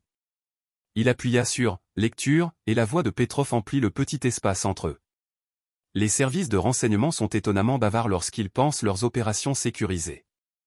À admettre des activités de collecte de renseignements sous une fausse identité, remarqua Victor d'un ton clinique. Combiné aux documents financiers déjà obtenus par mon équipe, cela devrait suffire à une condamnation pour trahison. Petrov calculait, Victor le voyait dans ses yeux, évaluant les voies de fuite, mesurant les distances jusqu'aux sorties, se demandant probablement s'il pouvait tuer Victor et se frayer un chemin hors du restaurant. Non, dit Victor doucement. J'ai tué des hommes pour bien moins que ce que vous avez fait. Moi aussi. Alors vous savez comment ça se termine. Ils se regardèrent de l'autre côté de la table. Deux professionnels qui comprenaient les enjeux et les règles du jeu, que voulez-vous, demanda finalement Petrov. Des informations, vos agents, vos protocoles de communication, vos méthodes d'identification des actifs américains, une coopération totale en échange de la prison à vie plutôt que de l'exécution. Et si je refuse? Le sourire de Victor était froid, alors vous ne quitterez pas ce restaurant en vie. Petrov pesa le pour et le contre pendant 30 secondes avant d'acquiescer lentement. Je veux l'immunité pour ma famille. C'est fait. Et la relocalisation de mes contacts qui n'étaient pas impliqués dans les meurtres. Raisonnable. J'aurai besoin de garanties écrites. Victor fit signe au serveur de lui donner l'addition. Vous les aurez. Mais d'abord, vous allez passer quelques coups de fil. 2 heures plus tard, ils étaient assis dans un centre sécurisé près de Prague pendant que Petrov démantelait méthodiquement tout son réseau. Nom, adresse, protocole de communication, arrangement financier, tout le nécessaire pour démanteler l'opération russe et protéger les actifs américains restants. Kat surveillait l'interrogatoire depuis une pièce adjacente, envoyant occasionnellement des notes à Victor avec des questions complémentaires. La salle des renseignements était immense, représentant des années de travail des services de renseignement russes qui allaient maintenant se retourner contre eux. Une question, lança Victor à la fin du débriefing. Était-ce personnel? Petrov parut perplexe. Personnel? Les agents américains que vous avez tués. Les connaissiez-vous personnellement? Bien sûr. C'est comme ça que fonctionne le renseignement. On construit des relations, on gagne la confiance, on exploite les vulnérabilités. Victor hocha la tête. Je vois. Pourquoi posez-vous cette question? Parce que j'ai tué des hommes que je n'ai jamais rencontrés pour des raisons de sécurité nationale, répondit Victor. Mais je n'ai jamais tué quelqu'un qui me faisait confiance. C'est juste du business, monsieur Koff. Rien de personnel. Victor se leva, indiquant que l'interrogatoire était terminé. Tout est personnel, Alex. C'est ce que vous n'avez jamais compris. Tandis que les agents des services de renseignement tchèques emmenaient Petrov pour entamer la procédure d'extradition, Kat rejoignit Victor dans la salle d'observation. Opération impeccable, dit-elle d'un ton approbateur. Aucune victime, récupération complète des renseignements, réseau neutralisé. Travail professionnel, approuva Victor. Êtes-vous prêt à revenir définitivement? Victor réfléchit à la question. Il y a 3 semaines, il était Victor Kane, consultant en banlieue et patient atteint d'un cancer. Il était redevenu Victor Kloff et la transition lui semblait naturelle, nécessaire. Oui, dit-il enfin. Je crois bien. Kat sourit. Bien. Car une nouvelle situation se développe en Asie du Sud-Est, qui requiert vos compétences particulières. Victor ressentait l'anticipation familière d'une nouvelle mission, d'un nouveau défi, d'une nouvelle opportunité de faire ce qu'il faisait le mieux. La trahison de Diana l'avait libéré de l'illusion d'une vie normale. Et la capture de Petrov lui avait rappelé pourquoi il était né pour faire ce travail. Quand partons-nous? Demain. Mais d'abord, il y a quelque chose que vous devez savoir sur votre femme. Victor haussa un sourcil, Diana. Elle coopère avec les enquêteurs fédéraux, fournissant des informations sur toutes ses connaissances, famille, amis, contacts professionnels, cherchant à négocier une peine, et elle veut vous voir. Elle prétend détenir des informations qui pourraient être précieuses pour la sécurité nationale. Victor y réfléchit un instant. Diana en détention fédérale, désespérée et brisée, essayant d'échanger des informations contre des réductions de peine. C'était pathétique et prévisible. Exactement ce qu'il aurait attendu de quelqu'un qui n'avait jamais compris le concept de loyauté. Organise le rendez-vous, dit-il finalement. Tu es sûr? Elle a choisi sa voie. Maintenant, elle peut en assumer les conséquences. Kat hocha la tête et nota une note dans son dossier. Autre chose, Bradley Turner a été libéré dans l'attente de son procès. Apparemment, sa coopération a été jugée suffisante pour justifier une libération sous caution. Victor sourit, mais l'expression n'était pas agréable. Ah bon? Ce n'est pas mon domaine, répondit Kat avec diplomatie. Mais Victor pensait déjà à Bradley Turner en liberté tandis que Diana était en détention fédérale. Il pensait au représentant pharmaceutique qui avait aidé sa femme à préparer sa mort, qui l'avait soutenu émotionnellement dans sa trahison, qui s'était probablement convaincu que rien de tout cela n'était de sa faute. Bradley Turner avait été le complice de Diana, mais il n'avait jamais été la cible de Victor. Cela allait changer. J'aurai besoin de 48 heures pour régler quelques affaires personnelles avant notre départ pour l'Asie du Sud-Est, dit Victor.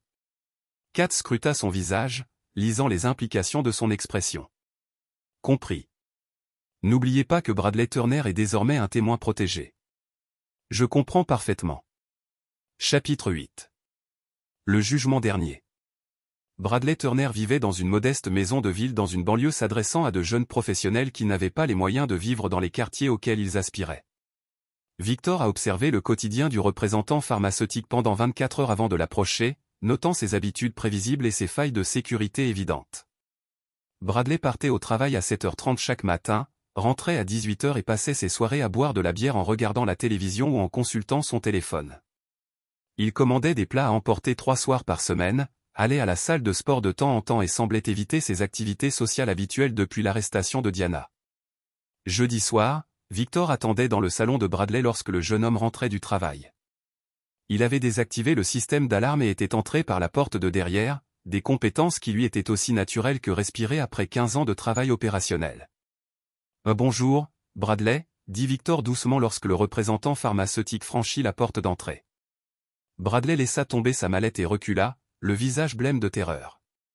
Que fais-tu ici? Comment es-tu entré? Je voulais parler de loyauté. Je n'ai rien fait de mal. J'ai coopéré avec le FBI. Je leur ai tout raconté. Victor resta assis dans le fauteuil en cuir de Bradley, détendu mais prêt. M'as-tu parlé de ta relation avec ma femme? Les mains de Bradley tremblaient tandis qu'il fermait lentement la porte d'entrée derrière lui. Diana t'a annoncé son divorce. Elle a dit que tu étais mourant et que tu étais devenu violent, et tu l'as cru. Elle avait des bleus. Je les ai vus moi-même. Victor hocha la tête pensivement. Diana avait toujours des bleus facilement, généralement à force de se cogner contre les meubles après avoir bu, mais tu as choisi d'interpréter ces bleus comme des signes de violence plutôt que de maladresse. Elle avait peur de toi. Vraiment? Ou avait-elle peur d'être attrapée? Bradley se dirigea vers la cuisine, espérant probablement y trouver un téléphone ou un couteau. Victor laissa faire le mouvement, curieux de voir ce que l'homme ferait une fois acculé. « Écoute, je sais que tu es en colère, dit Bradley. Mais Diana et moi n'avons jamais voulu blesser qui que ce soit. Non, alors que voulais-tu dire? On pensait que tu allais mourir. Diana dit, les médecins t'ont donné 6 mois maximum. On se soutenait juste émotionnellement. Victor sourit froidement. En commettant l'adultère et en prévoyant de profiter de ma mort. Ce n'était pas comme ça. Alors, comment était-ce? Bradley. Bradley atteignit la cuisine et chercha à tâtons le téléphone sur le plan de travail. Victor ne fit aucun geste pour l'arrêter. « Appelle la police si tu veux », dit Victor sur le ton de la conversation. Le dealer que Victor Clough, agent des renseignements fédéraux, est chez toi et discute de ton complot pour commettre une fraude à l'assurance. La main de Bradley se figea sur le téléphone. « Mais tu ne peux pas me menacer.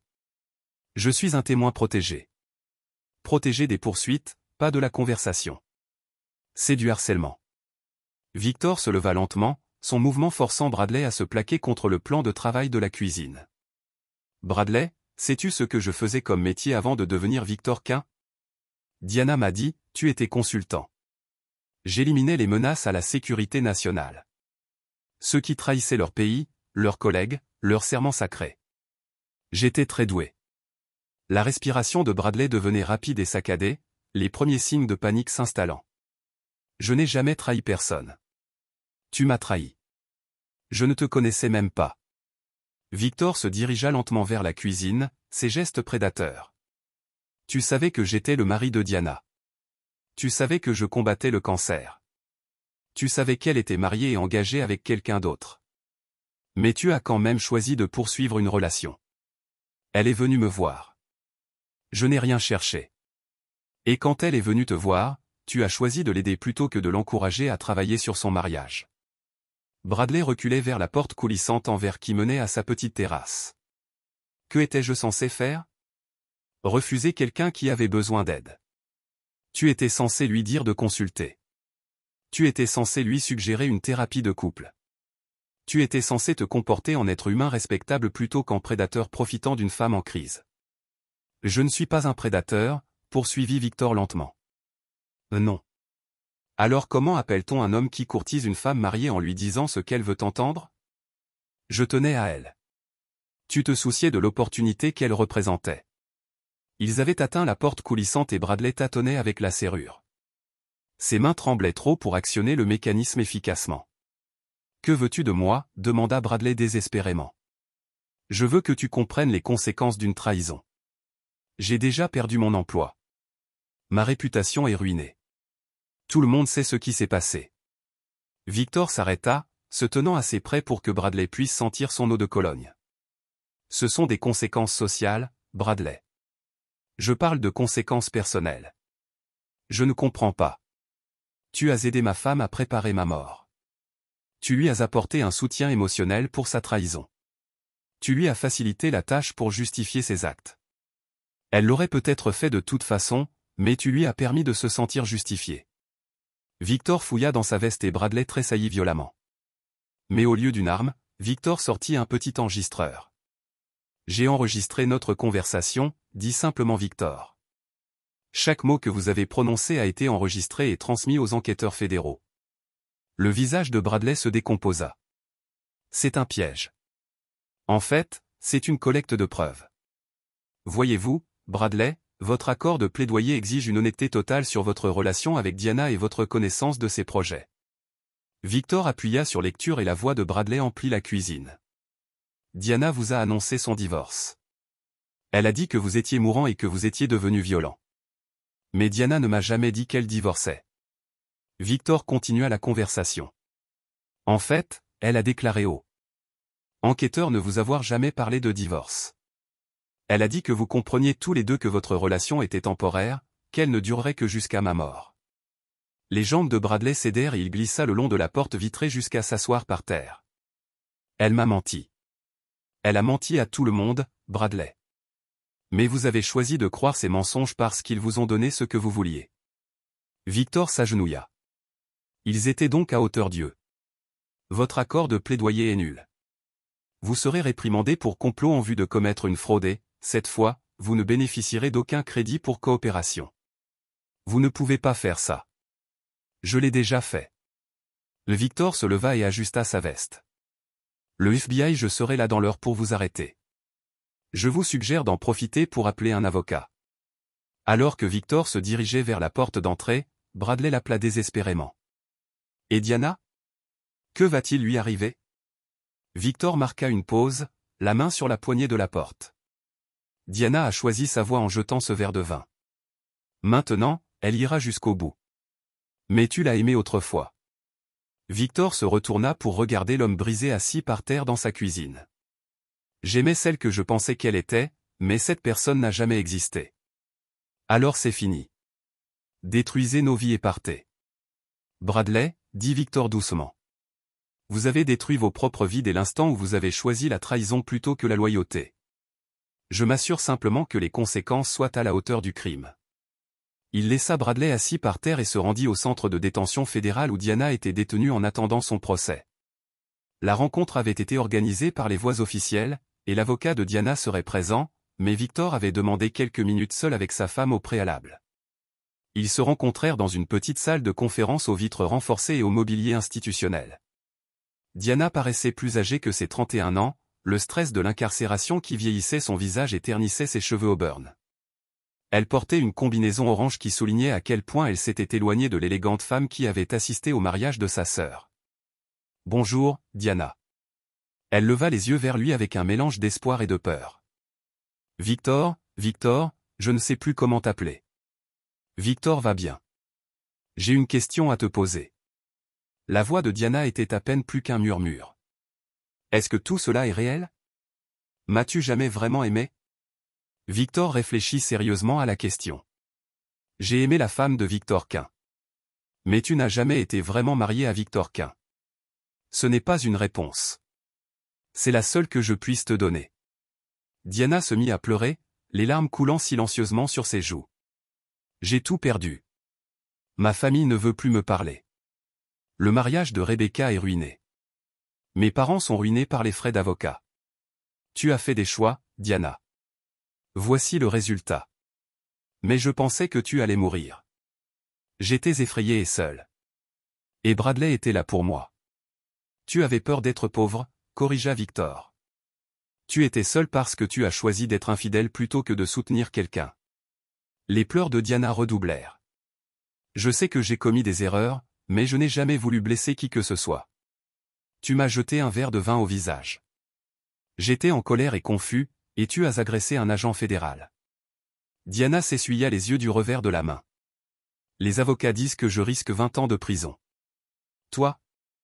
Y a-t-il quelque chose que tu puisses faire? Comment pourrais-tu m'aider?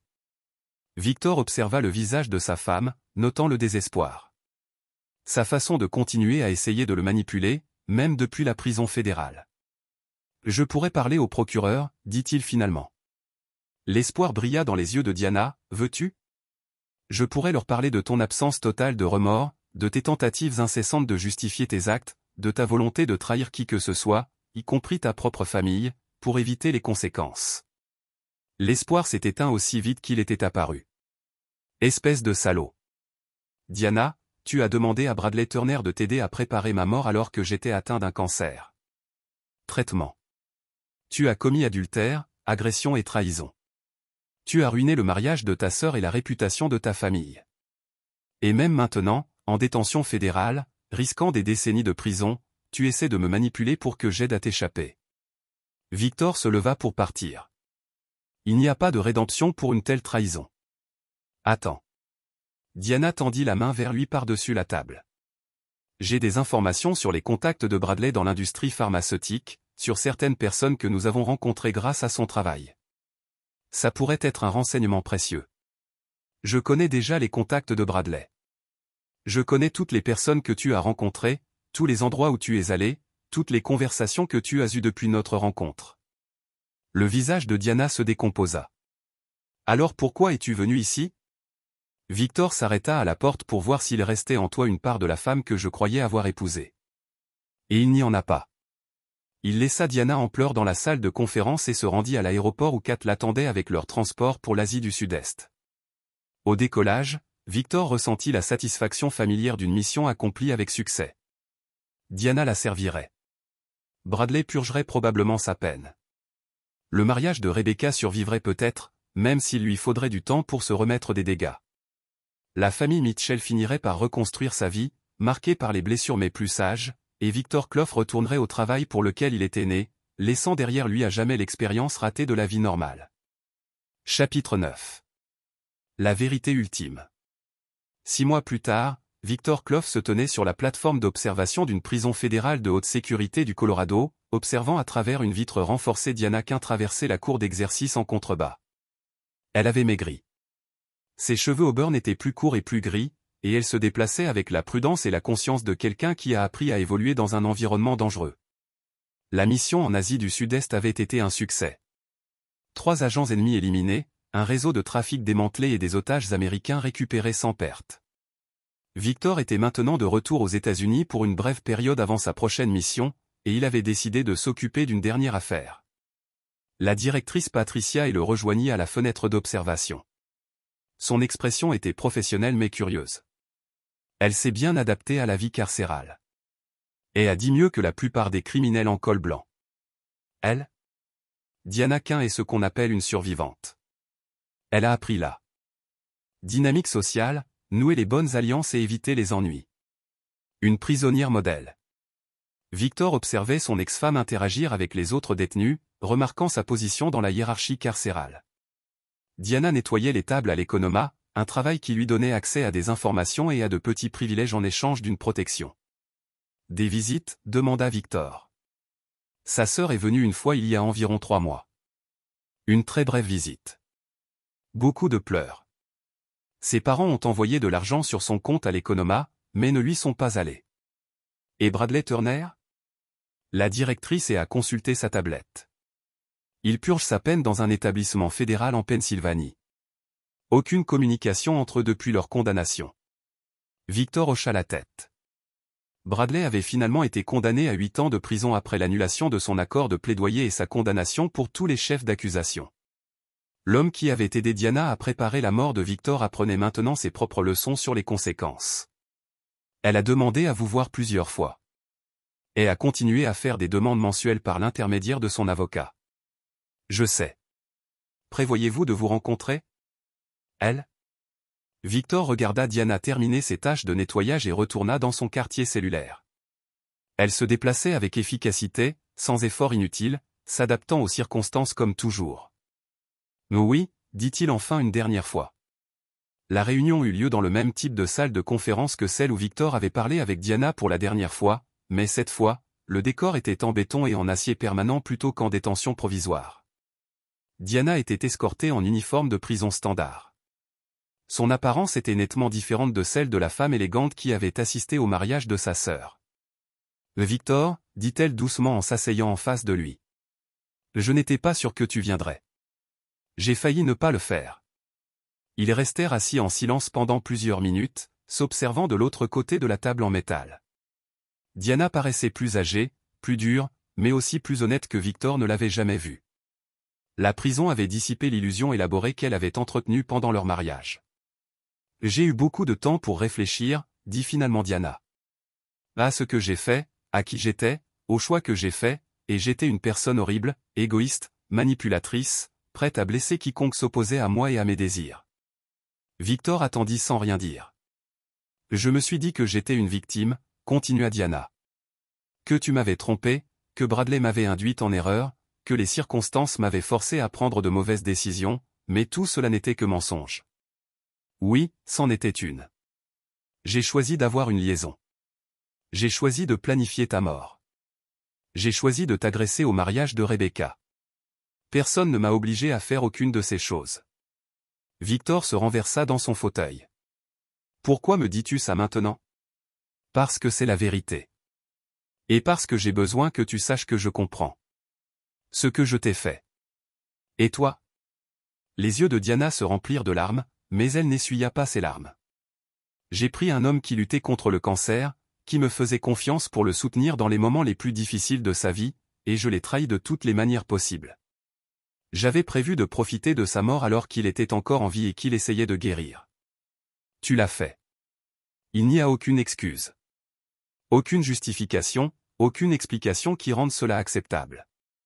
J'étais maléfique. » Victor scruta le visage de son ex-femme, cherchant des signes de manipulation ou d'apitoiement sur soi, mais n'en trouva aucun. Diana semblait dire la vérité. Un développement remarquable pour quelqu'un qui avait passé tout son mariage à mentir. « Que veux-tu de moi, Diana? » « Rien, dit-elle immédiatement. Je ne demande ni pardon, ni aide, ni rien d'autre. Je voulais juste que tu saches que je comprends ce que je t'ai fait et je voulais te remercier de ne pas m'avoir fait tuer. Victor haussa un sourcil. Qu'est-ce qui te fait croire que j'y ai pensé? Parce que je sais qui tu es vraiment maintenant, Victor Koff, l'homme qui élimine les menaces à la sécurité nationale. Je t'ai trahi de la manière la plus fondamentale qui soit, et tu aurais pu me faire disparaître sans que personne ne pose de questions. Elle avait raison. Bien sûr, Victor aurait pu éliminer Diana à tout moment pendant sa trahison, et certains auraient jugé cela justifié. Au lieu de cela, il avait choisi la justice, une décision qui le surprenait encore. « Pourquoi penses-tu que je ne l'ai pas fait » demanda-t-il. Diana réfléchit attentivement à la question. « Parce que tu n'es pas un monstre. Tu es un professionnel qui fait le nécessaire pour protéger les gens, mais tu ne tues pas par colère personnelle. C'est une interprétation charitable. Est-ce faux » Victor réfléchit à la question. Il avait tué de nombreuses personnes au cours de sa carrière opérationnelle, mais toujours pour des raisons stratégiques plutôt que personnelles. Même Alexander Petro, qui avait trahi des agents américains pendant des années, il avait été enlevé vivant parce que son intelligence l'emportait sur ses crimes. Non, dit-il finalement. Ce n'est pas mal. Te reverrai-je un jour? Non, acquiesça Diana comme si elle s'attendait à cette réponse. Veux-tu me dire une chose? Quand tu m'as épousé, était-ce réel pour toi? Victor envisagea de mentir, mais décida que Diana avait mérité l'honnêteté. Pendant environ 6 mois, j'ai cru avoir trouvé une raison de prendre ma retraite. Une vie normale avec quelqu'un qui pourrait m'aimer sans savoir ce que j'avais fait dans ma carrière précédente. Et puis j'ai réalisé que la femme que je croyais avoir épousée n'existait pas. Tu as toujours été qui tu es, Diana. J'ai juste choisi de ne pas le voir. Diana pleurait ouvertement maintenant, mais elle ne fit aucun geste pour mettre fin à la conversation. Je suis désolée, murmura-t-elle, pour tout ça. Pour t'avoir trahi. Pour t'avoir blessé, pour avoir gâché la chance que tu m'as donnée de participer à quelque chose de vrai. Victor se leva pour partir. Je sais que tu le hais, Victor, appela Diana alors qu'il atteignait la porte. Tu crois que les gens peuvent vraiment changer? Il se retourna pour la regarder une dernière fois. Je pense que les gens peuvent apprendre à être honnêtes sur qui ils ont toujours été. Est-ce suffisant pour certains? Pour toi? Victor marqua une pause, réfléchissant attentivement à ses paroles. Tu as 18 ans pour le savoir. En quittant la prison fédérale, Victor songea à la rédemption et à ses conséquences, au choix des gens et au prix qu'ils en payaient. Diana purgerait sa peine, et peut-être en ressortirait-elle différente. Ou peut-être deviendrait-elle simplement une version plus sophistiquée de celle qu'elle avait toujours été. De toute façon, cela n'avait aucune importance pour Victor. Diana Kane était un chapitre de la vie de Victor Kane, et Victor Kane était mort. Victor Clough avait du travail à faire, des missions à accomplir, des menaces à éliminer. Le monde était rempli de gens qui trahissaient leur pays, leurs collègues, leurs serments sacrés, et quelqu'un devait les tenir responsables. 6 semaines plus tard, Victor était à Bangkok pour surveiller un réseau de trafic d'êtres humains lorsque son téléphone sécurisé vibra, accompagné d'un message crypté de l'amiral Morrison. Nouvelle cible prioritaire. Un bien féminin compromis. Des renseignements de grande valeur menacés. Victor sourit et supprima le message. Il y avait toujours une autre mission, une autre trahison à enquêter, une autre menace à neutraliser. C'était le travail. Il était né pour ça, et il excellait dans ce domaine. L'échec de la vie normale était derrière lui pour toujours. Victor Clough était chez lui, à 4800 km de là, dans une prison fédérale du Colorado. Diana Kane travaillait à l'intendance et pensait au mari qu'elle avait trahi. Elle purgerait ses 18 ans de prison sans possibilité de libération conditionnelle, sans visite, sans espoir de réconciliation. Elle avait fait ses choix et en subissait désormais les conséquences. Mais parfois, tard le soir, dans sa cellule, elle se demandait si l'homme qu'elle avait épousé avait réellement existé ou si Victor Clough avait joué un rôle dès le début, exerçant sa propre surveillance sur la femme qui pensait le tromper. La réponse à cette question resterait secrète pour Victor, comme tout le reste de l'homme qui avait choisi d'être Victor Kane, juste le temps de comprendre que certaines trahisons étaient impardonnables. Et au final, c'était la seule vérité qui comptait. C'est ici que notre histoire se termine. Partagez vos impressions dans les commentaires. Merci de votre temps. Si vous avez apprécié cette histoire, Abonnez-vous à cette chaîne. Cliquez sur la vidéo que vous voyez à l'écran et je vous verrai.